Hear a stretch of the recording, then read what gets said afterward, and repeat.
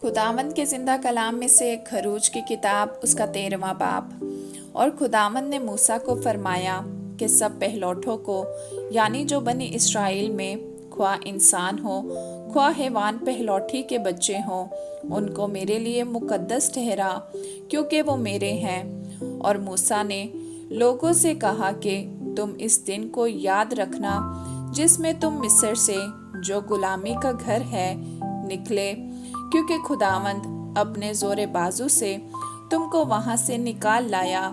इसमें खमीरी रोटी खाई ना जाए। तुम एबैब के महीने में आज के दिन निकले हो। सो जब खुदावंद तुझको कनानियों और हेतियों और अमूरियों और हवैयों और यबूसियों के मुल्क में पहुंचा दे जिसे तुझको देने की कसम उसने तेरे बाप दादा से खाई थी और जिसमें दूध और शहद बहता है, तो तू इसी महीने में ये इबादत किया करना 7 दिन तक। तो तू बेखमीरी रोटी खाना और 7वें दिन खुदावंद की ईद मनाना। बेखमीरी रोटी 7 दिन खाई जाए और खमीरी रोटी तेरे पास दिखाई भी ना दे और ना तेरे मुल्क की हदूद में कहीं कुछ खमीर नजर आए।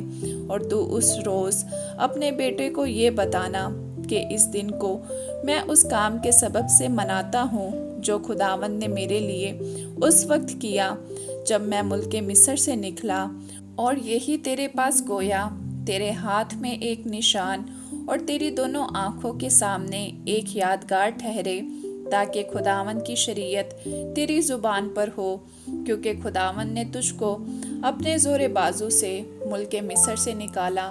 बस तू इस रस्म को इसी वक्त मुआयन में साल बसाल माना करना। और जब खुदावंद उस कसम के मुताबिक जो उसने तुझसे और तेरे बाप दादा से खाई तुझको कनानियों के मुल्क में पहुंचा कर वो मुल्क तुझको दे दे, तो तू पहलौठी के बच्चों को और जानवरों के पहलौठों को खुदावंद के लिए अलग कर देना। सब नर बच्चे खुदावंद के होंगे और गधे के पहले बच्चे के फिदिया में बर्रा देना।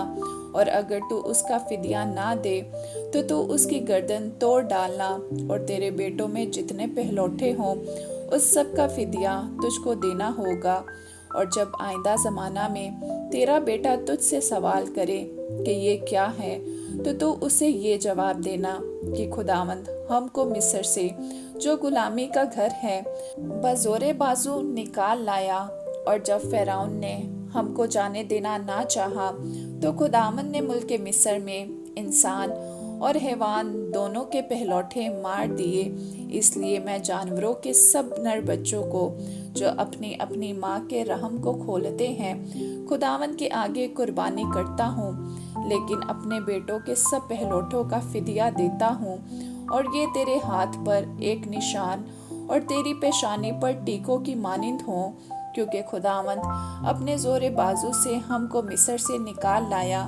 और जब फ़िरौन ने उन लोगों को जाने की इजाज़त दे दी, तो खुदा इनको फ़लस्तियों के मुल्क के रास्ता से नहीं ले गया, अगरचे उधर से नज़दीक पड़ता, क्योंकि खुदा ने कहा ऐसा ना हो कि ये लोग लड़ाई भड़ाई देखकर पछताने लगे और मिस्र को लौट जाएं, बल्कि खुदा इनको चक्कर खिलाकर बहरे गुलजम के बियाबान के रास्ता से ले गया।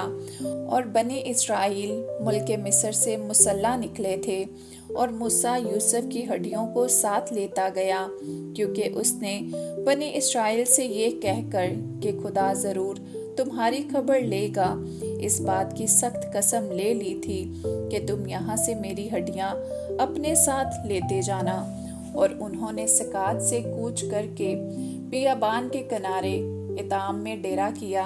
और खुदावंद उनको दिन को रास्ता दिखाने के लिए बादल के सतून में और रात को रोशनी देने के लिए आग के सतून में होकर उनके आगे आगे चला करता था, ताकि वो रात और दिन दोनों में चल सके। वो बादल का सतून दिन को और आग का सतून रात को उन लोगों के आगे से हटता ना था। आमीन।